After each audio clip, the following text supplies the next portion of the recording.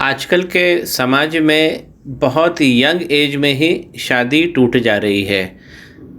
ऐसे भी जोड़े देखने को मिल रहे हैं जिनकी शादी को साल भर भी नहीं हो पाता है और डिससेटिस्फेक्शन चालू हो जाता है, जोड़े टूट जाते हैं। ये एक लड़की की हथेली है जिनकी शादी अभी रिसेंटली 6 महीने भी नहीं हुए और टूटने की कगार पर है।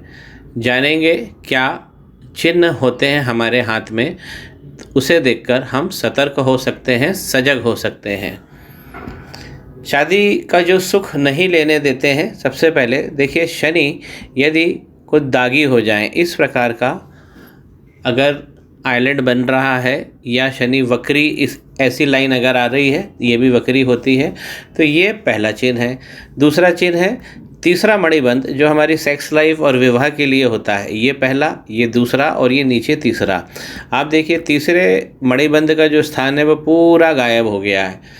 मणिबंध केवल अगर फट भी जाता है, दोहरी लाइनों में आच्छादित हो जाता है, तो भी प्रॉब्लम आती है। अब इस हाथ पे तो तीसरी लाइन है ही नहीं। उसके बाद आप देखेंगे शुक्र का पर्वत, अगर ये दब गया, यहाँ से दब गया, एक बार पुनः देखिए, मैं फोकस करता हूँ, यहाँ से आपको दबा हुआ प्रतीत होगा, तो ये भी शादी का सुख नहीं लेने देता है, ये डाइवोर्स भी करा देता है। चौथा चिन्ह होता है हमारा जो गुरु की उंगली होती है, उसके बीच वाले पोर्शन में देखिए इस प्रकार अगर आड़ी रेखा आ जाती है, तो ये सीधा कहा जाता है कि राहु की मार गुरु उंगली पर हो गई है। और जो मैरिज लाइन होती है वो कभी भी आपको स्वस्थ नहीं मिलेगी। देखिए यहाँ पर मैरिज लाइन ही गायब हो गई है, यहाँ से भी गायब है और यहाँ पर एक बड़ा सा आइलैंड बना है। एक शादी की एज, माफ़ कीजिए, शादी की रेखा यहाँ पर दृष्टिगत थी, लेकिन यहाँ पे गड़बड़ हो गई है और यहाँ इस पोर्शन में एक आइलैंड का फॉर्मेशन हो गया है।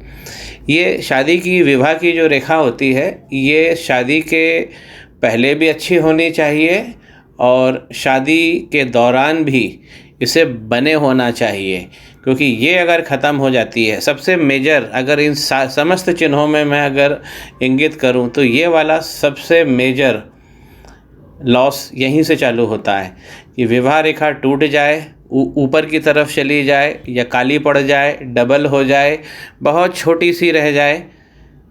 ये सबसे मेजर प्रॉब्लम यहीं से हम विवाह की दिक्कतों में देखते हैं।